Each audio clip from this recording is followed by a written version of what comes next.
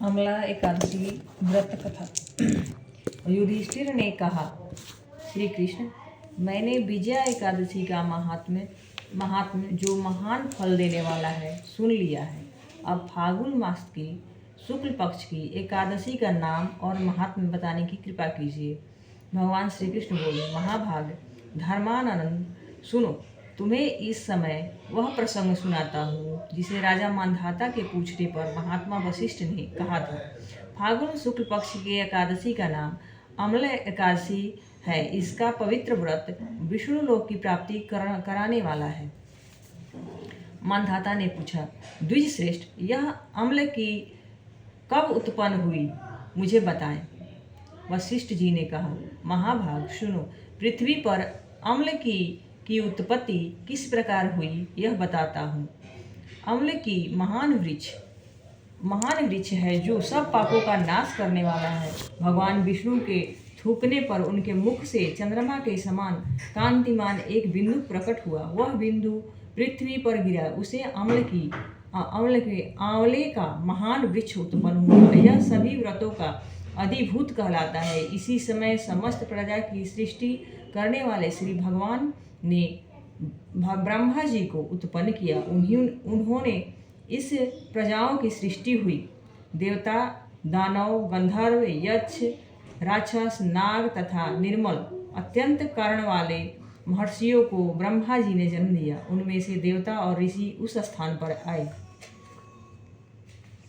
जहाँ विष्णु प्रिया अम्लकी का वृक्ष था। महाभाग्य उसे देखकर देवताओं को बड़ा विस्मय हुआ। वे एक दूसरे पर दृष्टिपात करते हुए उत्कंठा पूर्वक उस वृक्ष की ओर देखने लगे और खड़े खड़े सोचने लगे कि प्लक्ष आदि वृक्ष तो पूर्व कल्प की ही भांति है, जो सब के सब हमारे परिचित हैं, किंतु इस वृक्ष को हम नहीं जानते। उन्होंने इस प्रकार चिंता करते देख आकाशवाणी हुई, महर्षियों, यह सर्वश्रेष्ठ अम्ल का वृक्ष है जो विष्णु को प्रिय है। इसके स्मरण मात्र से गोदान का फल मिलता है। स्पर्श करने से इसे दुगुना और फल भक्षण करने से तिगुना पुण्य प्राप्त होता है।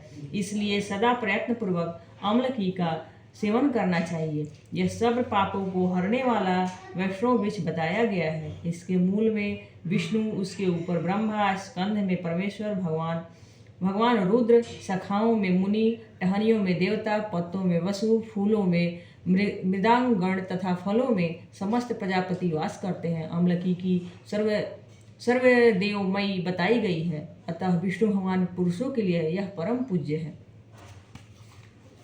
ऋषि बोले, अव्यक्त रूप से बोलने वाले महापुरुष, हम लोग आपको क्या समझें?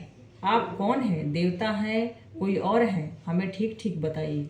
आकाशवाणी हुई, जो संपूर्ण भूतों के कर्ता और समस्त भुवनों के स्पष्ट हैं, उन्हें विद्वान पुरुष भी कठिनता से देख पाते हैं। वही सनातन विष्णु मैं हूँ। यथार्थ रूप से वर्णन कीजिए। भगवान विष्णु ने कहा, द्विजवरों, इस व्रत की जो उत्तम विधि है उसको श्रवण करो। एकादशी का प्रातःकाल दंत धावन करके यह संकल्प करें कि ये हे पुंडरीकाक्ष, हे अच्युत्य, मैं एकादशी को निराहार रहकर दूसरे दिन व्रत करूंगा। आप मुझे शरण में रखें। ऐसे नियम लेने के बाद पतित, चोर, पाखंडी, दुराचारी, मर्यादा भंग करने वाले तथा गुरु पत्नीगामी मनुष्यों से वार्तालाप न करें। अपने मन को वश में रखते हुए नदी में, पोखर में, कुएं पर अथवा घर में ही स्नान करें। स्नान के पहले शरीर में मिट्टी लगाएं और मृत्तिका लगाने का मंत्र वसुंधरा तुम्हारे ऊपर अवश्य और रथ चला करते हैं। तथा वामन अवतार के समय भगवान विष्णु ने भी तुम्हें अपने पैरों से नापा था। मृत्तिका के मैंने करोड़ों जन्मों में जो पाप किए, मेरे उन सब पापों को हर लो। संस्कृत वाला नहीं पढ़ रहा, हिंदी वाला उसी का पढ़ रहा है।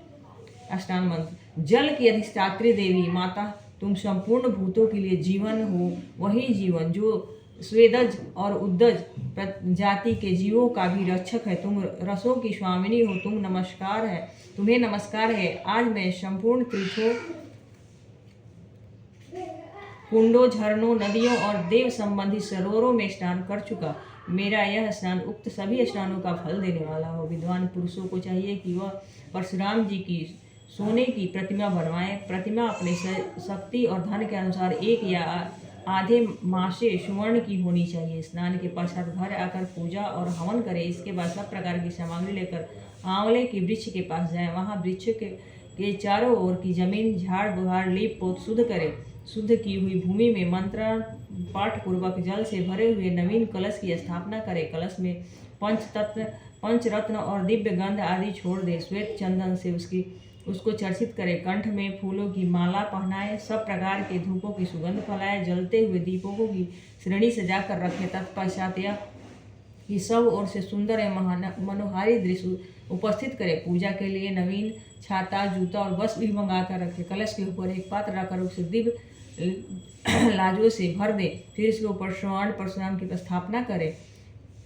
विश्वकाय नमः कहकर उनके चरणों की, विश्वरूपणे नमः से दोनों घुटनों की, उग्राय नमः से जांघों की, दामोदराय नमः से कटिभागों की, पद्मनाभाय नमः से उदर की, श्री वत्स धारणाय नमः से वृक्षस्थलों की, चक्रणाय नमः से बाह की, गदिने नमः से दाहिने बाह की, वंकुंठाय नमः से कंठ की, यज्ञमुखाय नमः से मुख की, विशोका निधाय नमः से नासिका की, वासुदेवाय नमः से नेत्रों की, वमनाय नमः से ललाट की, सर्वतनाय नमः से संपूर्ण अंगों की तथा मस्तक की पूजा करें। यही पूजा मंत्र है।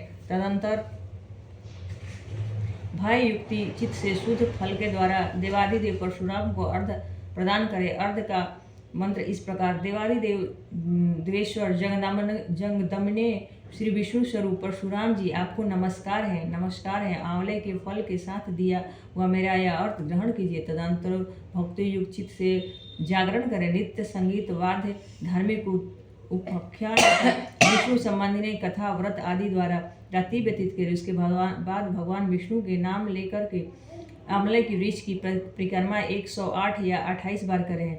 फिर सवेरा होने पर श्री हरि की आरती करें। ब्राह्मणों की पूजा करें। वहाँ की सब सामग्री उसे निवेदन करें। परशुराम जी का कलश, 2 वस्त्र, जूता आदि सभी वस्तुएं दान कर दें और भावना करें कि परशुराम जी स्वरूप में भगवान विष्णु मुझ पर प्रसन्न होता। तत्पश्चात आम्लकी का स्पर्श कर उसकी प्रदक्षिणा करें और स्नान करने के बाद विधि पूर्वक ब्राह्मणों को भोजन कराएं। तदनंतर कुटुंबियों के साथ बैठकर स्वयं भोजन करें। ऐसा करने से जो पुण्य होता है वह सब बताता हूँ, सुनो। संपूर्ण तीर्थों के सेवन से जो पुण्य प्राप्त होता है तथा जो सब प्रकार के दान देने से जो फल मिलता है वह सब उपयुक्त विधि के पालन से सुलभ होता है। समस्त योगों की अपेक्षा भी अधिक फल मिलता है, इसमें तनिक भी संदेह नहीं है। यह व्रत सब व्रतों में उत्तम है, जिसका मैंने तुम्हें पूरा वर्णन किया है।